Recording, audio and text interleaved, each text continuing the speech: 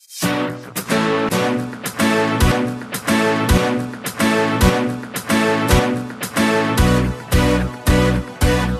chers amis, nous nous trouvons actuellement dans la période du Homer. En quelques mots, on va essayer d'expliquer ce qu'est le Homer. Alors sachez que normalement, à la base, le Homer c'est une période de joie, c'est une période de gaieté, puisque nous nous trouvons entre Pessah et Shavuot. Vous savez que quand nous sommes sortis d'Égypte, eh bien nous avions compté 49 jours jusqu'au jour du don de la Torah, jusqu'au jour de la fête de Shavuot, donc ça a été une période de joie. Mais il y a à peu près 1900 ans de cela, à l'époque de Rabbi Akiva, malheureusement nous avions vécu une période de deuil, un deuil, une épidémie. Les 24 000 élèves de Rabbi Akiva sont morts dans une épidémie. Et depuis, cela se pratique comme une période de deuil. Pour illustrer, pour expliquer le fond, pourquoi, la Gemara explique pourquoi est-ce que les élèves sont morts, puis la Gemara a donné une explication chez l'Onagu Kavod Zébazé, car les élèves ne se sont pas suffisamment respectés, ne sont pas les uns les autres, ils ont manqué de respect. Alors essayons de comprendre ce que cela veut dire. Ici, que les choses soient bien claires, nous sommes en train de parler de l'imminent Rabbi Akiva, le maître du Talmud, celui qui a été l'homme, l'auteur de la phrase Ve'ahavta lireacha kamocha, tu aimeras ton prochain comme toi-même. C'est une grande règle dans la Torah. Celui qui a vécu, qui a montré par plusieurs reprises l'amour du peuple juif, la défense du peuple juif. Comment est-il possible que ses propres élèves meurent d'une épidémie parce qu'il trébucha avec une faute aussi grave? L'explication est la suivante.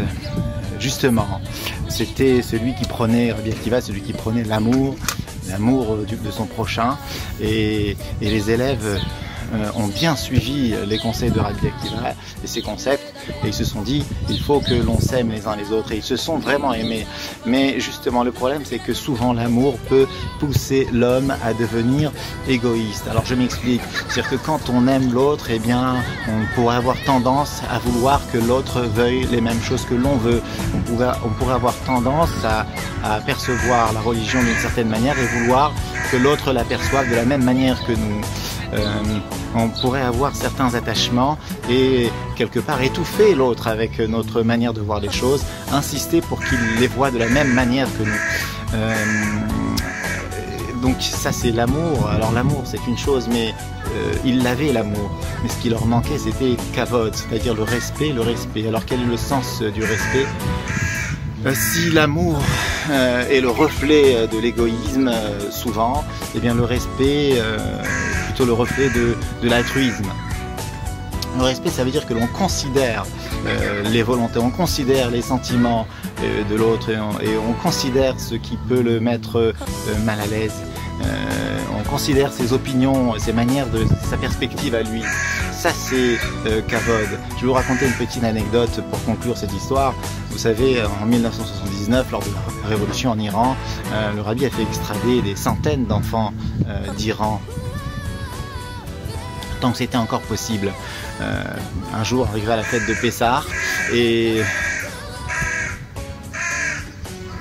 le rabbi a demandé si on peut vérifier est-ce que les enfants ont du riz pour la fête de Pessah. Alors le secrétaire était un petit peu étonné parce que chez les Lubavitch on ne consomme pas de riz à Pessah. Mais le rabbi a demandé à ce qu'on fasse attention à ce que les enfants aient du riz pour la fête. Pourquoi ? Pour que les enfants puissent se sentir comme à la maison, bien qu'ils soient chez nous, et bien qu'ils se sentent comme chez eux, comme chez soi, qu'ils puissent retrouver leur chez soi loin de chez eux. Et ça a été le sens. Ça, c'est le sens du mot respect. Respect, ça veut dire que pour que l'enfant se sente bien, pour que l'enfant, que l'homme, que l'adulte se sente à l'aise avec notre manière de faire, il va falloir tenir compte et prendre en considération tout son mode de vie, tout son cadre, le système dans lequel il a été éduqué. Voilà, mes chers amis, Shavuot Tov, passez une excellente semaine si Dieu veut, et espérons la venue du Mashiach, et qu'enfin, que l'on n'entende plus que des bonnes choses. Voilà.